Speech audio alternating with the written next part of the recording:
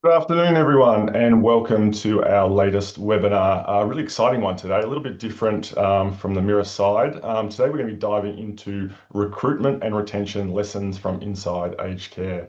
We've got a fantastic panel for you today. There's going to be lots of great conversation, and we have a lot to get through because obviously it's a big topic in the industry. So we will dive straight into it today. First of all, though, we, as always, would like to acknowledge the traditional custodians of the country throughout Australia and their connections to land, sea, and community. We pay our respect to their elders past and present and extend that respect to all Aboriginal and Torres Strait Islander people today and those joining us. As I mentioned, we have a big agenda today, lots of discussions. So we always kick off with our poll results. So I will dive into those. We have had some additional people register late. So our poll results have updated slightly from some of the numbers we published just the other day. We'll then go into data and insights from Tyler, our data scientist, who will take us through some of the numbers around the workforce information in the industry. We're then going to pass across and have a bit of a storytelling with Anthony, who will take us through some recruitment side of things that he's experiencing in the industry. And then we'll have a panel, and again, some fantastic panelists today who will take us through some realities and what they're seeing in the industry. As always, we have Q&A, and then we will wrap it up, hopefully as close as we can to one. But as I said, it is a jam-packed agenda today. This webinar does qualify for one CPD point, so please add that to your log if you are registering for those. Again, questions, please. We love this to be interactive. If you have questions of any of our panelists, please drop them in there, and then we'll do our best to filter those throughout the course of the webinar, and also at the end of our session today before we wrap it up. So let's dive into some of these numbers. So we did a poll, as we always do with our webinars, to get a gauge from the industry. So our first question was, what's the number one reason you believe staff leave your organisation? Interesting, 33% said not sure. Maybe not on that side of the numbers and doing exit interviews and understanding why people are leaving. Otherwise, if we look around our pie chart here, burnout or workload, obviously the highest at 22%. We then look at 15% feeling undervalued or unheard, 14% pay and conditions elsewhere, 10% poor leadership or management, 6% lack of career progression. So there's a bit of a spread there with a number of those key things. But as you'll see there, obviously pay and conditions, which a lot of people default to, is not the biggest item that came through from our poll results. The next question, has your organisation lost a staff member in the last 12 months that you believe could have been kept? 45%, so strong, yes, more than one has been lost. And this is some of the information that we will go through today with our panelists today and have a look at that as well. 33%, again, not sure. 14% no, and yes with one at 8%. Does your organisation currently measure staff morale in any formal way? 36% yes regularly, 35% yes, but occasionally. So that's good to see that, a fair number are doing it, but obviously not as regularly as you would hope to fully understand the impacts. No, not currently at 15%, and 14% are not sure if they currently measure staff morale. And then which is harder for your organization right now, attracting or keeping staff? So this is obviously an interesting one as well. So 43%, both equally. And obviously the numbers in the aged care space, we know that there's a lot of numbers that we're going to need in the future. So hanging on to your really, really good staff and those people that you do not want to leave is really important. That's something that Tyler will come on to next and start to look at those overall industry numbers. 22% neither. We're in a good position. 18% keeping the staff we have, and 17% attracting new staff. So again, interesting numbers. I will keep moving though, because we've got lots to get into. So we will dissect a few more of these numbers with our panelists and get some of their thoughts on what we've received in today and what they're seeing on the ground. But what I might do now is I'll hand over to Tyler to take us through some of the overall industry numbers. Tyler. Thanks, Ben. So what I'll do is really provide a summary of the Australian government's nursing supply and demand study. It was conducted in 2023 and projected the supply and demand for nurses through to 2035. And it sets out where the nursing workforce stands today and where the modeling says we're headed. And what I'll get into is what that means specifically for residential aged care. And we'll move through the workforce snapshot and how the model was built to project that the what we'll see is a gap. And we'll also, yeah, what we're seeing now, the national supply and demand outlook, and then have a bit of a closer look at aged care. And we'll look at the scenarios that were modeled to close the gap and the policy response, including the new National Nursing Workforce Strategy that was released this month. And then finally, what it all means for providers today. And then on the previous slide, that number we were looking at represents the largest single health profession in Australia. So in 2022, there were 363,000 nurses registered and employed nationally. And between 2017 and 2022, that workforce grew by 37,000 nurses. And that sounds like really solid growth, but what we'll get into is what the study found, and it is very clear that that isn't enough to keep pace with the healthcare needs of an aging and growing population. And so now, if we look at that bar chart, we'll see that a few things really stand out in the profile.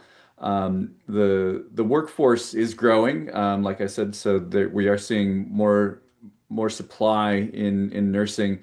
But what we have available in the workforce is aging, and we're sort of going through the middle years, meaning that the 40 to 49-year-old bracket is becoming a much bigger share of our nursing workforce, and the under 29-year-old share is getting smaller. We're also relying more on internationally qualified nurses. The domestically qualified share of our workforce is falling from around 80% to just over 70%. And so what we're looking at here is the forecasted gap. And this gap forecast looks at the current number of nurses compared to the current population and healthcare needs. So the supply of nurses is built from the bottom up. So basically starting from today's nurses and then modeling who is entering and who leaves that workforce, while the demand is top down. And it assumes that the supply and demand were in balance in 2022, then projects forward using the ratio of nurses to services and services to population against the ABS population forecasts. And it breaks it down into registered nurses, enrolled nurses, and nurse practitioners, and then it splits them across 5 sectors, which are aged care, acute care, primary health care, mental health, and other. So at a national level, the baseline demand is projected to rise from around 335,000 FTE in the year that study was conducted, 2023, to just over 493,000 by 2035.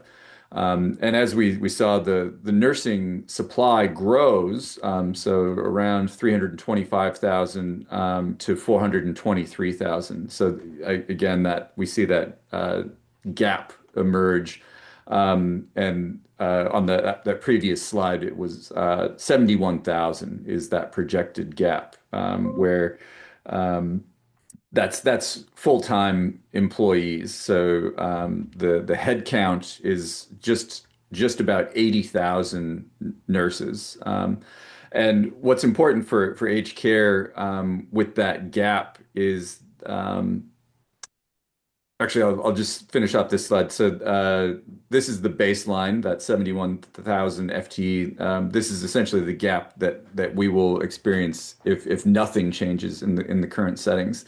On the next slide, we'll look at by sector. So the break um, of that national gap down by sector, each one of the pillars is short by 2035. So acute care carries the largest gap at 27,000 FTE, followed by primary health care at 22,000. And aged care sits third with a projected undersupply of 18,000. And what I'll add there is that that shortfall already assumes that 24/7 RN coverage and mandatory care minutes are in place. So the gap is on top of what the sector's regulatory obligations are, so not before them. And when the government released the National Nursing Workforce Strategy earlier this month, it quoted the aged care gap by headcount at 18,700. And the other component that I'll add here on sort of the trends is that average worked hours per aged care nurse are trending down, and that's a good segue into what the department tested in its study, and it looked at two supply side levers, and the first one that they looked at was getting part-time nurses to work one extra shift a fortnight. And what they found is that that would cut that national gap from 71,000 to 50,000. So a really significant reduction in that gap just through that one sort of supply side adjustment. The other test was halving the rate at which nurses under the age of 30 leave the workforce. And that obviously also cut the gap significantly, and so both of those levers help, but neither closes that gap on its own. And that's really the point of that type of scenario modeling is it shows the scale of intervention needed. It's not a single fix. And on my final slide, we're just looking at the policy response because government has been building a response for some time, but it reached a milestone this month. So Health Minister Mark Butler released Australia's first national nursing workforce strategy, and that was on the 6th of August. And that came after 3 years of consultation. It focuses on nationally consistent workforce data and planning, consistent postgraduate accreditation, pathways for internationally qualified nurses, and rural and remote career pathways. Alongside that sit a long list of aged care specific programs already running, the clinical placement funding, the registered nurses payment, transition to practice support, the 24/7 RN and care minute requirements, and the staged work value pay rises. And so what does this mean for us day to day? First, this is a structural problem, not a temporary squeeze. Providers need multi-year workforce plans, not just their rosters and demand templates. Second, Care Minute and 24/7 RN compliance is only going to get harder to hold as the labor market tightens. So the margin for error really shrinks up. Thirdly, the retention deserves as much attention as recruitment, particularly for early career and rural and remote nurses. The study really showed that those are the highest risk exits. And finally, providers who can see their own workforce and compliance data clearly and benchmark it against sector trends are the ones who will spot pressure points early enough to act on them rather than discovering the gap in a care minutes shortfall after the fact. So that's the picture that the department's own modeling paints. It's a workforce that's growing, but just not fast enough. And that gap that's emerging is really structural. It's not cyclical. And the policy response that's really only getting properly coordinated at the national level. So reach out to us if you'd like to go deeper on what this means for your own workforce planning. But I'll stop there and hand it back to Ben to see the rest of our agenda for today. Thanks, Ty. That's fantastic. Like that's a big number. It seems like a large number to me of workers that we need. And there was one quick question. Do you know off the top of your head what the number was just around, is that registered nurses or care workers in general overall that we are requiring as well? So neither, it's not just registered nurses, but it's not care workers. So it's RNs, ENs, and nurse practitioners were the focus of that study. Okay, fantastic. Thank you. All right, so let's move on now to our panelists. So, as I mentioned at the start, joining us today, we've got a great team. Anthony Nguyen, founding director of Aged Care Recruitment Experts, and also most people will recognise that face from a number of popular podcasts as well, all things aged care, which I regularly tune into as well as the leaders. Sue Jauncey, CEO and founder of Appleton, and Richard DeHaast, Chief Executive Officer of Scalabrini Communities. So first up is Anthony, going to take us through a few things that you're seeing in the industry around the recruitment space. Yep. Thank you so much, Ben, and hello, everyone. Look, this is obviously a topic dear to my heart and what my business is built around. I was a little nervous coming on here because I've been speaking to everyone about things that I think 85, 90, 95% of recruitment, everyone knows how it works. But there are a few, I guess, levers that everyone knows the levers, but there are some you could pull or pull in a different way. I want to ask Marion, though, if we could switch to the second slide for now, because I do want to get the core, I guess, the two key takeaways out of the way, because the rest that we'll go through, everyone knows about. But I did promise on some of my posts that if you attend this webinar, then I'll share at least two things that I think you could do to put a dent in my business. So there is one program called Synaptico, and you don't need to use that program. You don't need to sign up to theirs, but you could probably build your own, given that ChatGPT and all those vibe coding things are available now. But what Synaptico does is everyone's got their own database. Every aged care provider has their own database. And from, I don't know, 10, 20 years ago, you'd have CVs sitting in your database that you haven't touched. You've got a graveyard of CVs. So what Synaptico does is, instead of you needing to post up an advert straight away and get new CVs in, you could email every single person that has ever applied to one of your jobs and resurface them. And if you did this in a manual way, if this was 5 years ago, you'd have to reply to thousands of people individually, and you just don't have the manpower for that. But with AI now, Synaptico can actually reply for you. I think they can reply to, last I checked, 500 at a time concurrently. So imagine having 500 internal recruiters getting in touch with previous applicants. So you don't need new applicants anymore. You don't need to spend thousands of dollars on advertising. You don't need to spend thousands of dollars on agencies. You've got great candidates in there.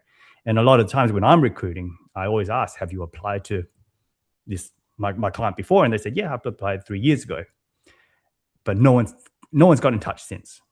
So that's, if you went for a program such as Synaptico, you'd be taking those placements away from, I guess, the rest of us. So use that as you will. The other thing is something that I do. Obviously, I've got my recruitment agency, I've got my marketing agency, so I've got the Pioneers in Aged Care podcast.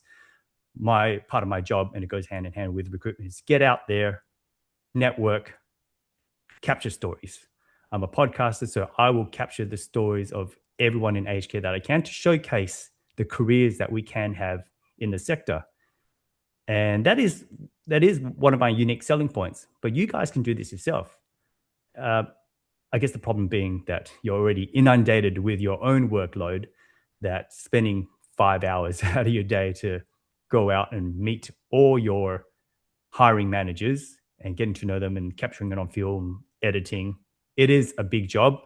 But I think I would be slightly afraid if you created that role within your organization. Where you get that budget from is, I don't know, it's for someone smarter than me to answer, but I would I would be slightly worried about the impact on my business if you were to create someone who captured all the stories on film, because that is something that I use when I recruit for a role.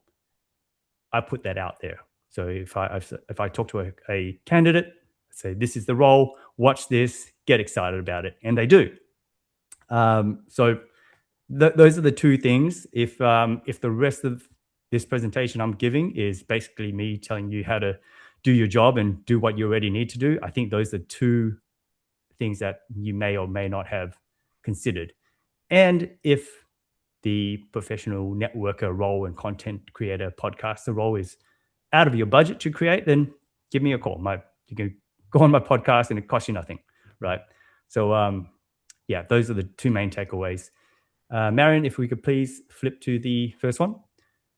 So this was going to be about storytelling, but I thought that that's going to take a little bit longer than we had time for. Storytelling is huge, and obviously that's why I have the podcast. But I think if we brought the thing about recruitment is it's all about attention, right? You can create the stories, but how do you get them through the door? How do you get them noticing you in the first place? And if you scroll on Seek, that is the first port of call. And when I go through it, I just see the same adverts over and over again. And we're in the TikTok, Instagram, short form content doom scrolling age. People will scroll and scroll and scroll, and you need to capture that attention.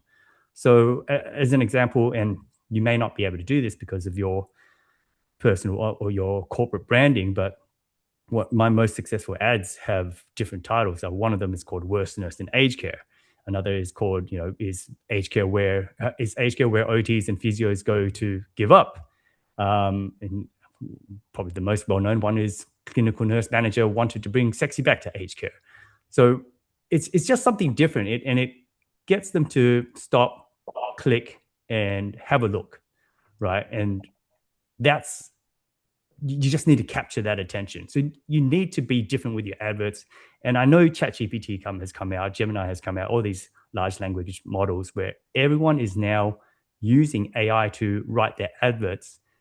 And when everyone does the same thing, no one is standing out. So I would implore anyone who's writing adverts to just write it themselves. That's your voice. If you're putting adverts through Gemini and ChatGPT, your voice is gone. So, I guess that's one way to separate yourself. And once you've got the advert done, so you've captured their attention, you've got to hold their attention. So you've captured it, they've applied for the role, and this is where I get a lot of my placements as well.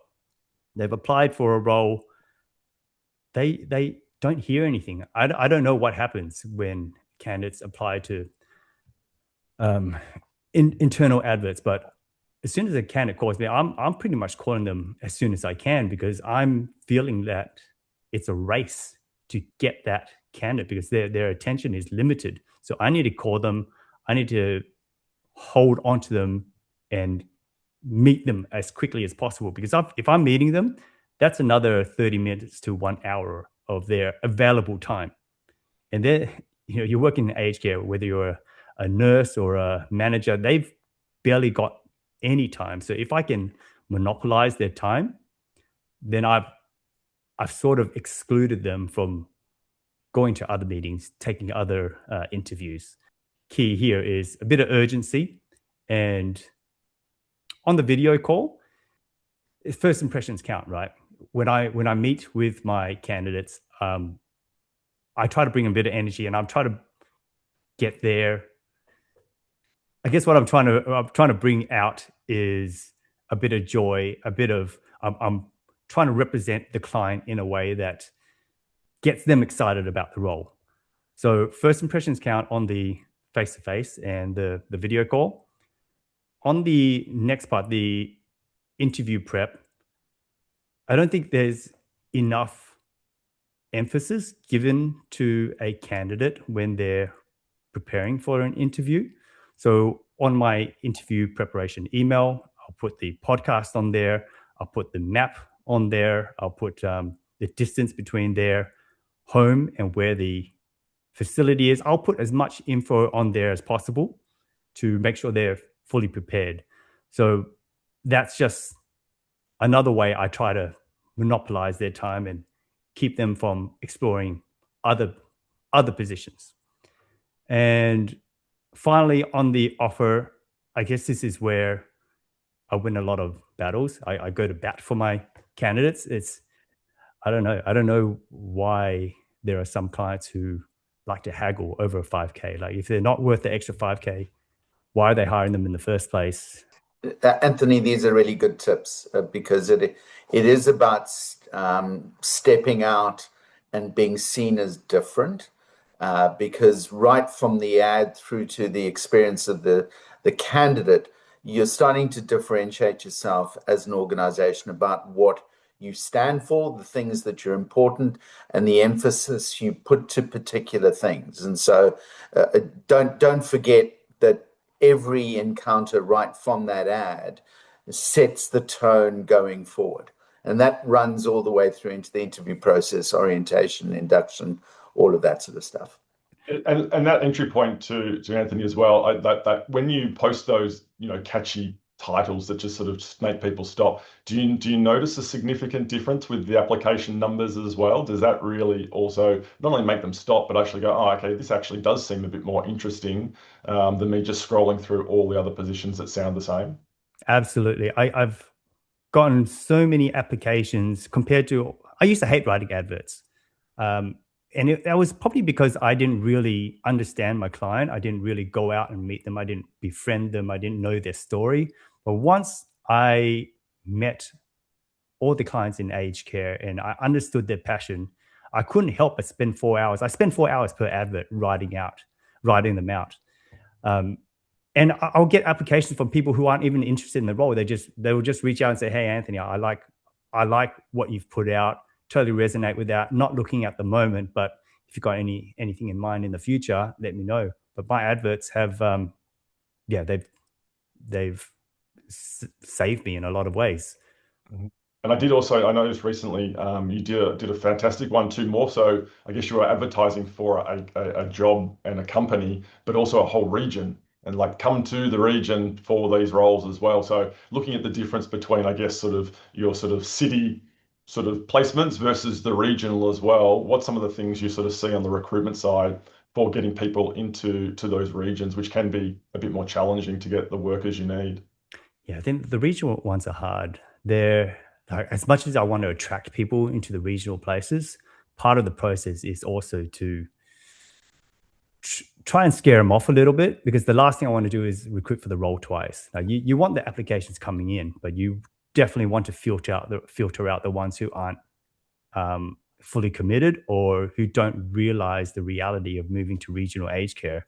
So there's a bit of balance there. So going out to the area, that's something that I really try to do, travel to regional Australia, just so I can look the candidate in the eye and say, "Hey, I've been there. I've taken my family there. There's plenty for the kids to do. There's a school around, there's plenty of schools, private, public. There's plenty of hospitals, daycare centers."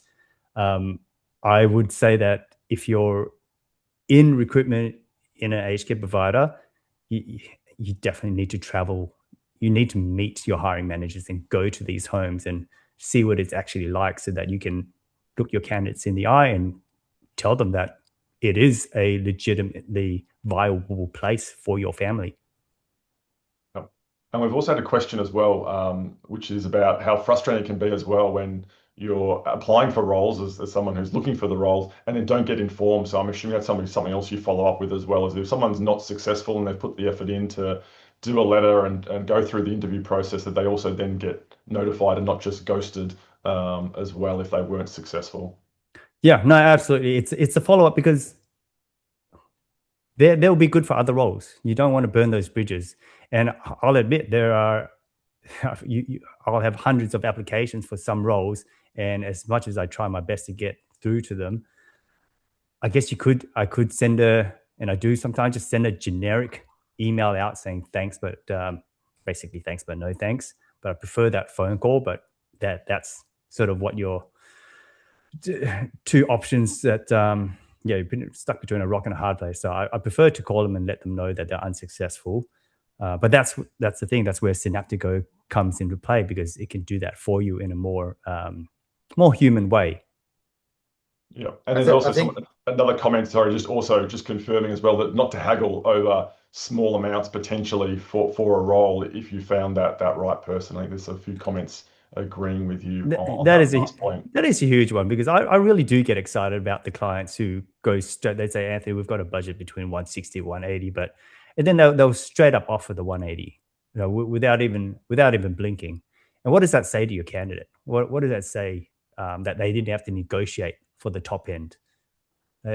If you're a candidate that was put in a position where your employer believes in you, that they don't even blink, what are you saying to the market? If you've got other people, recruitment is word of mouth, right? You'll be telling the whole market about the opportunities and the employer that you're with.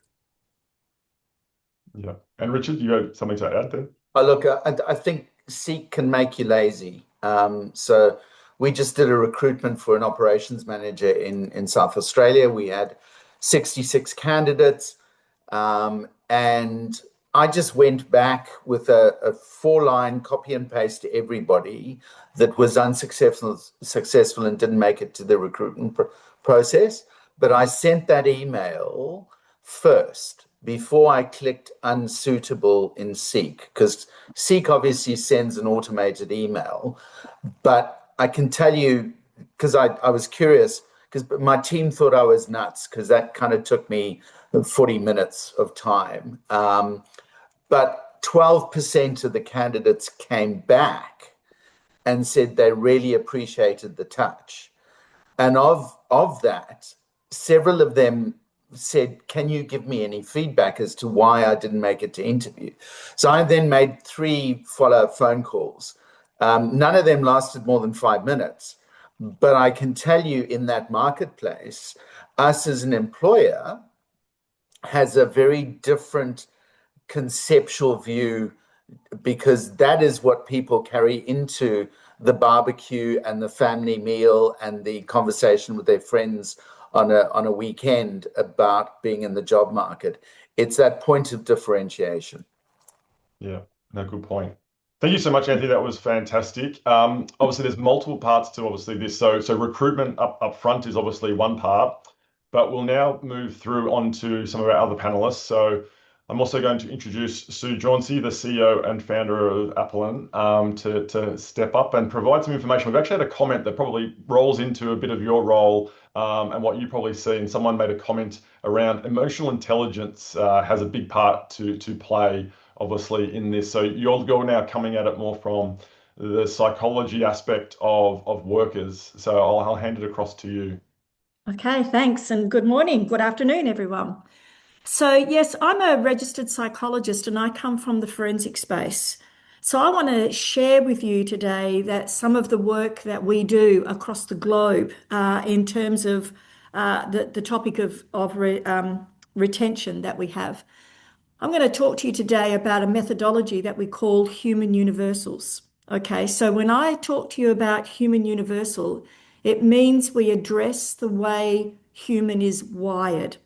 Okay, so it transcends Gen Z, Gen X, Gen Y, boomers, every cohort you can think of, because we are talking to the way a human is wired.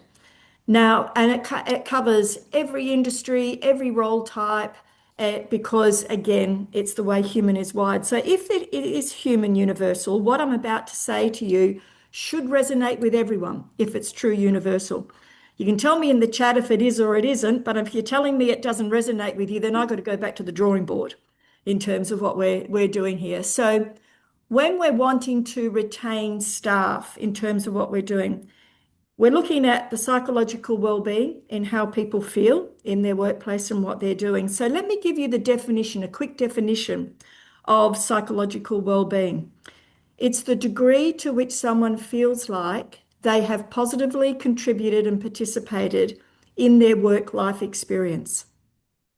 What's interesting about this is it's not about whether I've got my needs met It's not about whether you've agreed with my view, my opinion, and what I'm doing. Where people feel the best and want to keep showing up and coming to work is when they feel they have positively contributed and participated. Now, when you look at the factor analysis as to what creates the best level of job satisfaction, there are two main elements that have stood the test of time and still apply today. So this is where we start to test a human universal as well. Every human, no matter where you are, no matter what you're doing, everyone wants to feel a sense of achievement, that what I'm doing matters, that it's provided some sort of value somewhere, which also lends into the psychological well-being, the definition I just gave you. So the first universal is achievement. We want to feel like we have participated in a way that makes a difference. The second universal, the age-old one, is connection, that we need to feel connected to the people, to the cause, to the residents, to the staff, to whatever it is that we're doing. So they're the two, if you run a factor analysis, lots of little bits and pieces and behavior, but they are your two primary in terms of job satisfaction that we have. So what's different about this is we spend a lot of time as organisations wondering what it is that will keep our staff happy and retain them. But the bottom line is no organisation can meet the personal happiness of all of their staff working for them. It's not possible, and you'd fail if you tried to do that. But what we can do is create conditions of achievement and connection. And what that means, if we want to create conditions of achievement and connection, is how are we communicating and validating the work that has been done? You know, so often we are focusing on what hasn't been done, the care plans aren't finished, you know, who's not in this shift for this roster, and we're focusing on all the things that have gone wrong. What we're not focusing on is saying enough of thank you, because when you did that extra 10 minutes on your shift, that helped us with a smoother handover. The residents were happier. It made a difference. Thank you. The work you do is making a really valuable difference. And so it's about talking to the things that we are doing and validating the work that is happening and the effort. Now, a lot of people in aged care say to me, when I say, you know, what a great job they've done, and I'm talking about the specific incidents, they say to me, but that's just my job. But the thing is, when you look at an organisation, we're very quick to talk about the complaints or what isn't being done and making sure they're being logged, etc. But we are making a significant difference every day to the lives of residents. And it's not just your job, it's the difference that we are making. Now, we know through all the research that we've carried out, the more money actually doesn't end up coming into it then either, because people will get up and want to come to work if they feel a sense of achievement and connection. And they would work for a little less if they needed to. Not that we want to offer them less, because clearly in this industry, we'd like to be paying them more. But the point is, achievement and connection increases our level of psychological well-being. We enjoy our work and we're feeling like what we do is matter, and we need to be able to talk about that further. The other very quick one, and then that will be it for me, there's a lot we can explore in this particular area, is all humans operate on a continuum. Happy, sad, good, bad, night, day, it's on a continuum. It's not linear and it's not fixed. We have two different ways of working off that continuum. Some people see everything as threat, personalized. Why didn't I get the shift? Why didn't they listen to me? I don't want to work with that person, that group. We overproduce cortisol and then we start feeling burnt out and stress leave and all of those sorts of things. Versus the other end, when we do things for people just because we can and we're collectively working together, we get oxytocin. That's the sense of belonging and feeling good, and we get more energy around what we're doing in the day. We can choose where we want to play on this continuum if we think about creating an organisation based on this whole concept of achievement and connection. Now, I just wanted to give you a little taste today because I've only had a couple of minutes here to chat with you today, but I want you to know that there is a real psychology, and it's just basic science that we're working with, that if you just take something away today and think about your own workplace in terms of what do we have in place that encourages and shows the progress and is communicating with people around the sense of achievement and the connection that they are creating, That's going to go a long way in terms of reducing your unplanned leave and keeping your staff on board with you. But that'll be it for me now, Ben, and maybe we can talk more about this in another longer session somewhere. Fantastic. Thanks. So I've got a couple of quick questions, but it highlights our numbers, doesn't it? That people want to be rewarded through salary and things for what they do, but it is not always the number one thing that people are looking for within their roles. Ben, it never is. So people say money when they don't know what else to say. They just know that they're not happy, so give me more money. And you give them more money and they normalize that, and then they're going to ask for some more, later on down the track. You're just normalizing something they don't necessarily know. They can't come out and say, I'm not feeling a sense of achievement and connection, because they don't understand at that point that that's what I need to feel satisfied in the workplace and what I'm doing. It's available to all of us though, and it's actually quite simple to create. And looking at some of the other numbers as well around understanding why people leave, like what's from your side and experience, like what should providers be doing? Obviously, people leave for lots of different reasons, and sometimes you can't prevent them all. But what should some of the homes and the organisations be looking at doing better to understand why people leave, and then obviously how do we then retain them in the future so we don't lose any others? Ben, that's a really big topic to cover, in that one as well. And I would take that back to the continuum that I started to talk about. If you have an organisation that's predominantly based on a sense of threat, we're personalising what's happening, we're defending what we're doing, and it's that sort of feel to the culture and that you have, then people are going to continue. It's going to be that revolving door. People are going to tend to leave. But if you're creating those conditions that we're talking around where people don't feel concerned about, there's that transparency about being able to explore, being able to talk to different ideas and what we've got, and have that sense of connection in the engagement and more transparency, you'll start to see a difference. So it's not about what we need to do for one individual.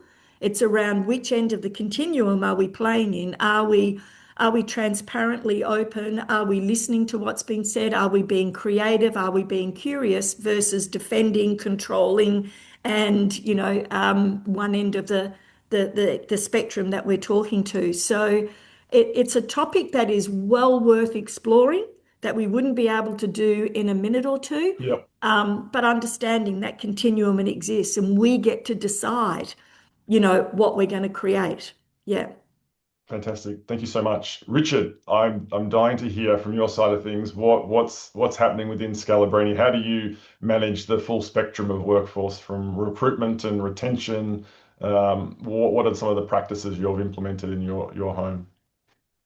Look, I completely agree with Sue. The reality is every organization espouses to put their staff at the center of everything that they do.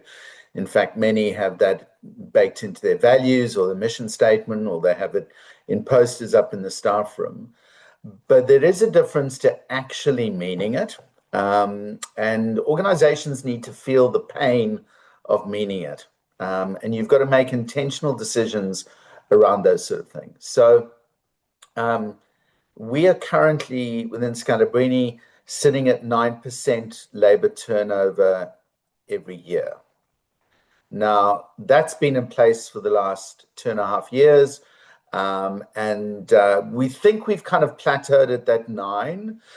We think we're kind of there's another sort of percentage point in there we think that we can get it to. But effectively, which is keeping people like Anthony out of a job, is we tend to only recruit casuals because we have very clear career pathways that allow people to do that. But a couple of key things there. One is our origin story as an organization comes out of the migrant community, in that the Scalabrini Religious Congregation was founded to look after migrants. So, of course, perfect from that perspective, where 84% of our staff were born outside of Australia. So in the past, just under 3 years, I calculated 33 months ago, we signed the labor agreement. And since then, we've sponsored 12% of our workforce into permanent residency. So, I mean, that's a very real and tangible sign that people are valuable to you, yeah? Because it costs money to sponsor. that's a considerable amount of money for a small to mid-sized organization such as ourselves to do that.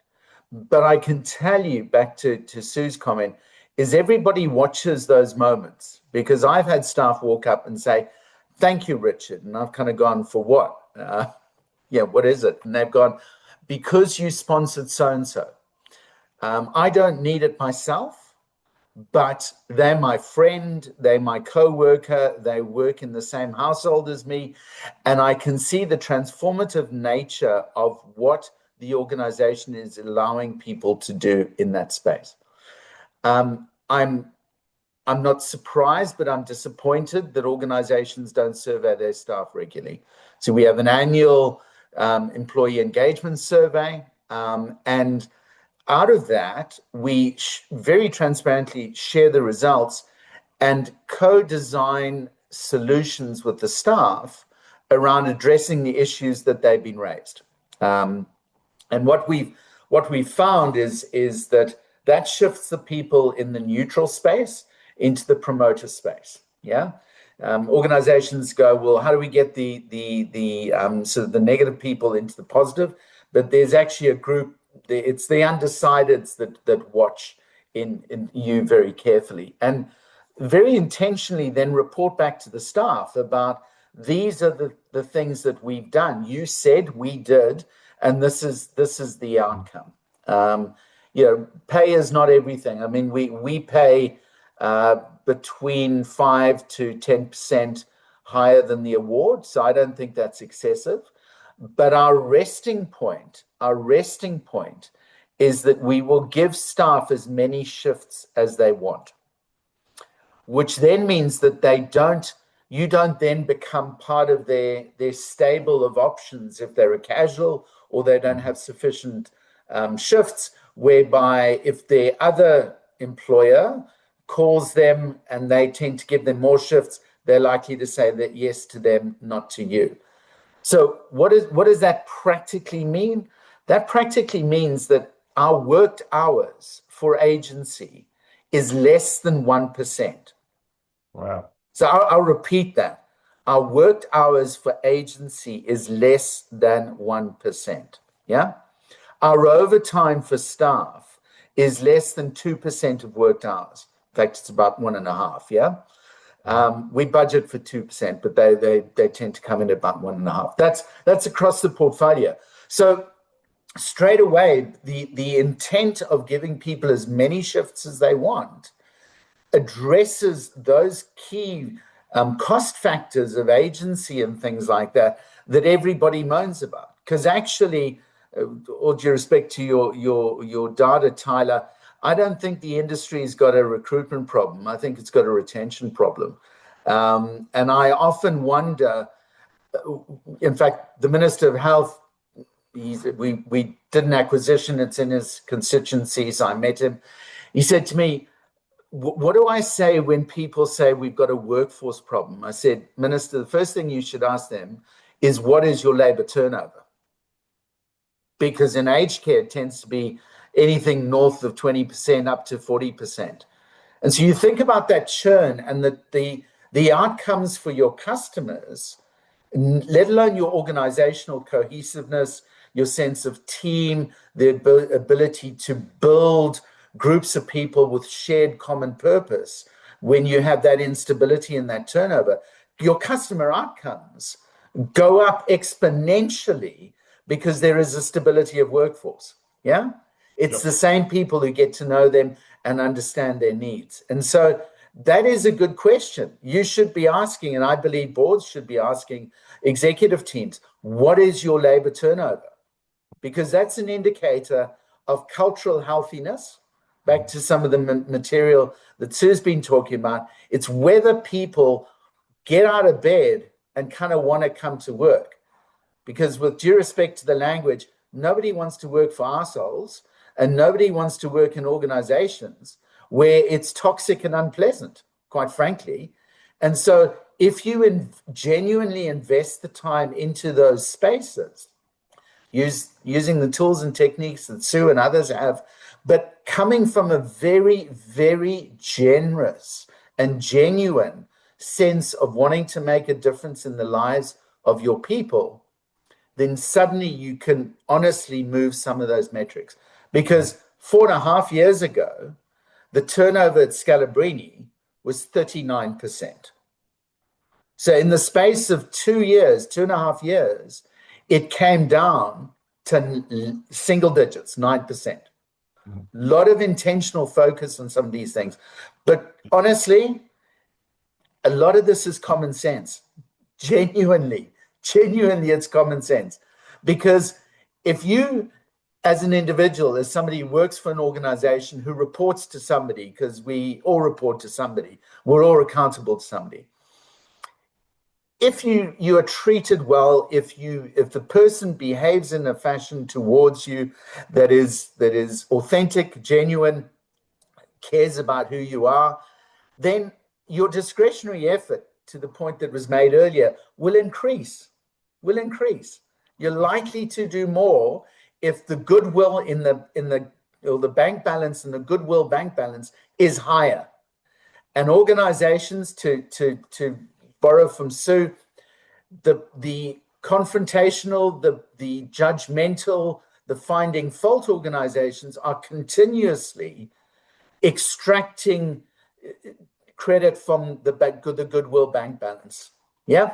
And so let's be honest, as leaders, there are always moments when you need to make those withdrawals. There are always moments, are there? Yeah, and yes, you try and make fewer of them. And sometimes those are big withdrawals when you do a roster review or restructure. But you've got to, the starting point has to be that you've got to have a positive bank balance, and you've got to have some credit in that. And even if you don't make a withdrawal, the fact that you've got credit in there means that discretionary effort increases exponentially.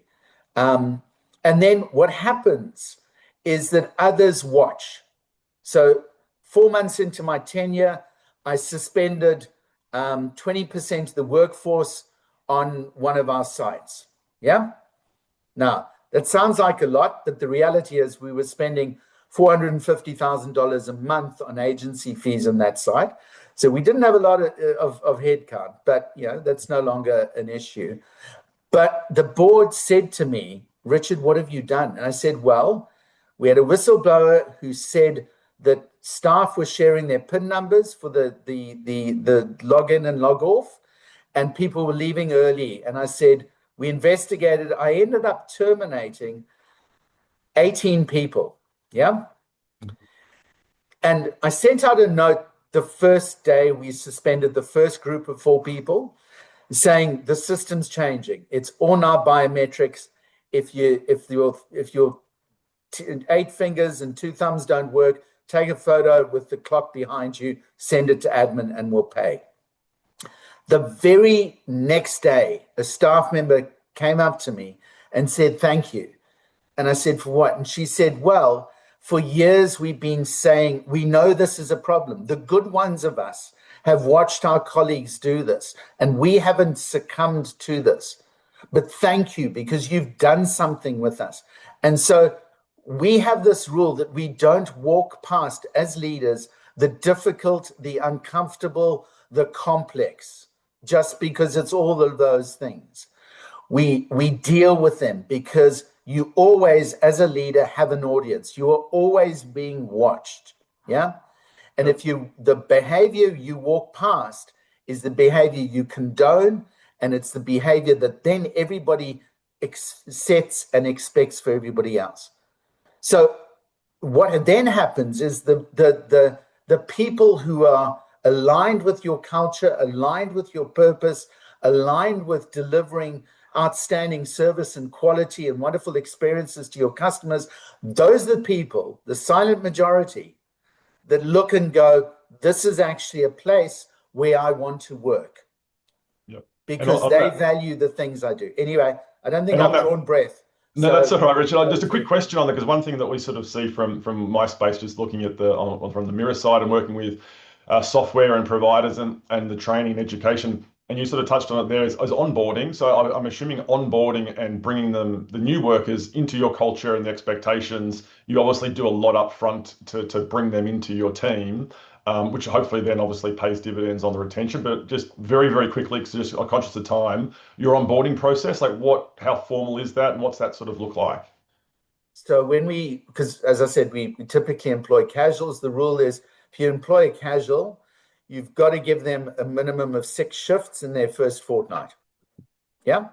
Because you employ them and then they're waiting at a phone, waiting for a call to say you've got a shift. So we don't sign off, our site leaders don't sign off on recruitment unless the roster allows that to happen. So straight away, you're giving employment, you've got orientation. The poor people have to listen to a video of me talking for 35 minutes, talking about the origins of the organization, what is important to us. But we clearly set tone and approach in that. The leadership don't outsource that kind of orientation. They're deeply involved in it. So they don't give it to HR. They've got their fingerprints all over it and their involvement in that. But we bed people in really well, give them buddy shifts as everybody does. But by the same token, not be slavish about the buddy shifts. If somebody's been working in aged care for 6 years, they don't need the same amount of buddy shifts as the person who qualified last year or graduated last year from their Cert 4 in aged care at the local TAFE. So it's about recognizing the individual in front of you. Now, people are going, oh, yeah, it's hard to do when you've got lots of employees. We got 1,500 employees, yeah? It is possible. It is possible. Fantastic. Now, conscious of time, so I'm quickly just going to scan through if we've got any comments in here. I think there's a couple I'll just add to that, Ben, that a lot of interesting things that Richard had to say. Those numbers that I quoted around the gap, they don't really account for nurses moving from aged care into acute or primary, where I think Richard's point was that it's more of a retention problem rather than a recruitment problem, and that's probably true, but it's just one of those things that doesn't come through in those numbers for aged care specifically, and also what I was talking about with regards to part-time workers working one extra shift a fortnight. When you see that in a report like that, it seems like, well, that's an idea that really only works on paper. So it's really good to hear that real world experience where that's successful. That's fantastic. There's a few comments in there as well, also agreeing with what Richard's said on a number of those points, and also some other low numbers as well, where people have been investing in staff and obviously have those low numbers for keeping their retention. What we will keep moving on, because again, I am conscious of time. We could probably talk on this for hours. It's a fascinating topic on the psychology of it and obviously what providers are doing now. But just to wrap up for today, as always, again, we've got our Mirrors Academy. So if anyone's interested in some group-based training and needs some support, please feel free to reach out to us and the Mirrors team. Coming next, our September webinar, we are covering a topic where we're seeing the signals. So governance, risk, and the data that matters, coming up on Thursday, the 24th of September. So we will send out an invite for that shortly. So if you are interested in that on the GRC and also data, by all means, please register and join. We'd love to see you there for that one. And also, if you've always want to join these, by all means, please welcome those feedback. So marketing@mirrors.group, you'll be able to join us as well. Again, big thank you to our panelists today. I think it was fantastic. I think we covered lots of different areas from the recruitment side, the psychology side, and then thank you, Richard, for the practical side of what you're delivering within the Scalabrini community. So again, thank you to our panelists for joining us today. On behalf of Tyler and myself, again, thank you for joining us. Enjoy your afternoon, and thanks again. We'll see you at the next one.